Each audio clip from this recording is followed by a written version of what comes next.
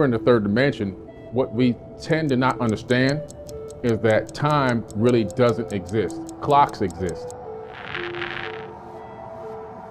Big time mainstream quantum physicists and theoretical physicists are admitting that this is true now.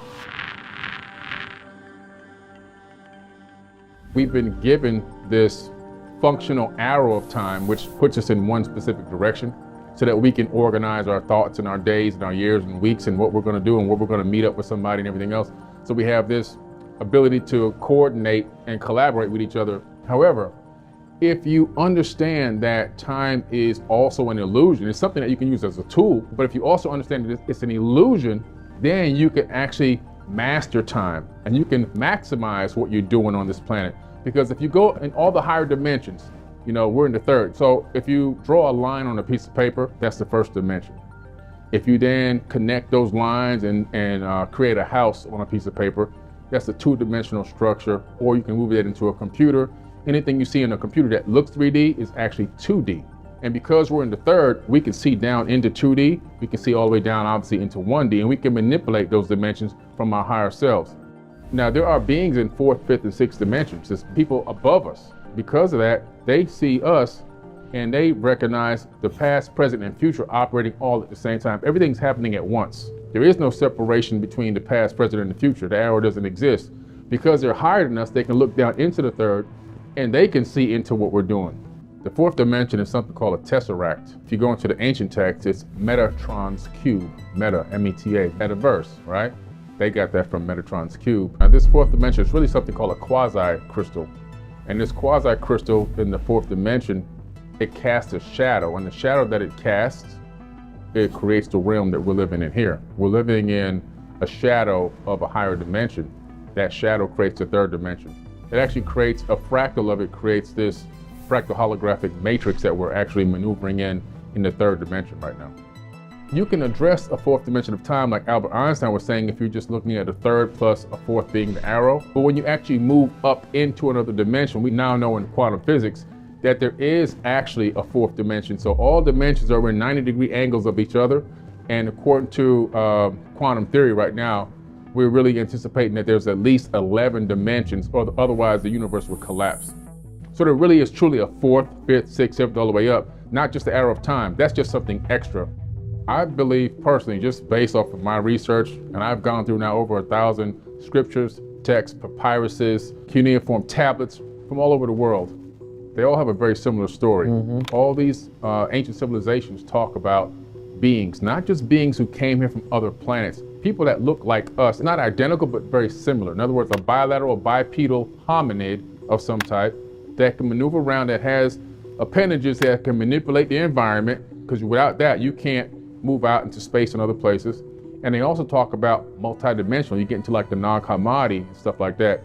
You're talking about multidimensional beings. And so in physics, in quantum physics in particular, they started theorizing on these dimensions and were able to even analyze and discover some that they actually do exist. And on top of that, they realized that the dimensions are stacked, so packed, so tight on top of one another, that if you can phase shift your atomic structure, your subatomic frequency, you can walk right into another dimension.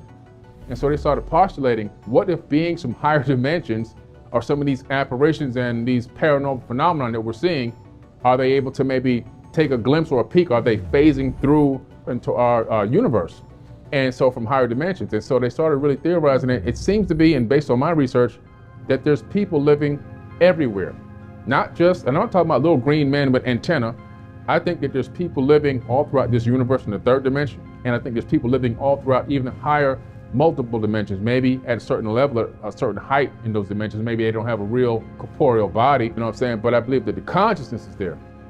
There's a trinary star system that we know of called Sirius, the Sirius star system, A, B, and C. B is a failed star. In other words, it ran out of fuel, turned into a white dwarf. These beings were orbiting on a planet that orbited that star, according to the Dogon, not me. Came here, they're called the Nommo. The Dogon called them the Nommo. Taught them all about the star system, the orbital pattern, our entire solar system, the names, the shapes, the sizes, the colors of all the planets in our solar system, all the planetary alignments. And they even knew that white dwarf star was so gravitationally heavy that one spoonful couldn't be lifted by over 1 million men. They even knew that. We learned that in quantum mechanics and quantum physics in the 1970s, 1980s. You know, we hypothesized it. And obviously we couldn't even see that star until the 1980s. And Professor James S. Gates, who used to be the science advisor for Obama when he was in office, he's now the professor, I believe, at the University of Maryland in supersymmetry and theoretical physics. He rediscovered them, obviously, and he turned them into three-dimensional objects. And then from there, he found the error correcting codes. He was analyzing and accessing information about the ether of space-time, and he discovered that the entire ether, in other words, everything this soup that we're operating in throughout the entire universe, is running on a specific code. It's called an Adinkra code. It's called error correcting codes. The same exact kind of codes that run search engines and web browsers. That's what's running the universe.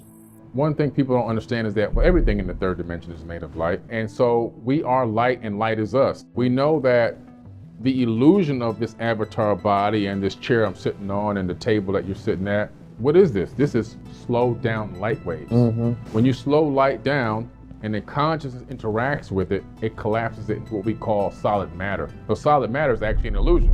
Right. For example, the only thing stopping my hand from going through this chair is the repulsion of the electromagnetic frequencies. I don't actually touch the chair. And so if I can phase shift the atomic frequency of my hand to match the same frequency of the atoms in this chair, I pass my hand right through it because atoms are 99.999% empty space. Because of that, we're a fractal. We have consciousness, which is also light. A fractal is when you take, for example, if you look at a hologram and you go to one part of the hologram, one tiny piece, and look at it, you'll see the entire image in that smallest piece. The only thing you lose is a little bit of resolution. And so it's important for people to understand that this entire realm is a fractal of a whole. We're a fractal of the universe, and our consciousness, even though it's one consciousness, it's also a fractal of the main master consciousness. And it's really incredible that every thought that you think in your skull, it leaves your skull as a form of a light wave. Every time you think, and we know this because we could put a cap on your head in a laboratory, put a little electrodes on it, sensors, and tell you to think about something, and it's going to show up on the computer screen because the computer's reading the light waves coming out of your skull. We can't see those waves because we can only see 1% of the light spectrum as human beings. We're limited. We don't see gamma rays. We don't see ultraviolet. We have this power of thought, which you have an ability to even travel through light, with leaving your mind and traveling light. You can actually connect to other realms, other dimensions through conscious thought. Quantum entangling your light waves with other light waves that exist in the universe, not only in the third dimension, but even multiple dimensions. Your mind can entangle with somebody on the other side of the universe. A lot of the times, you know, you can say, oh, I came up with this great idea, but you really didn't. You just downloaded that idea because you entangled with the information. Big time mainstream quantum physicists and theoretical physicists are admitting that this is true now. It's not woo-woo science no more. This is like what you're getting taught in university. When I was at MIT studying applied neuroscience, one of the things we learned about was this exact thing.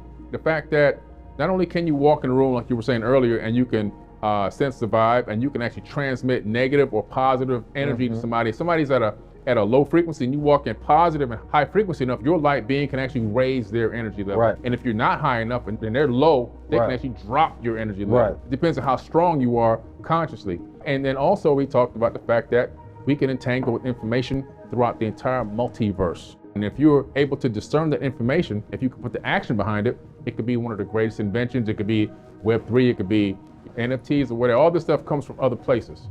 A lot of the male in this society right now, they're being emasculated, you know, and a lot of it's chemical based. Chemical castration, man. It's all these microplastics. You know, we're inhaling them. It's in the food, it's in everything. They did a test on those microplastics. They were converting male frogs into women. This is just crazy stuff. So the testosterone levels in men are the lowest it's been since they've been recording them. And the ability for people to make a lot of logical decisions is also dropping.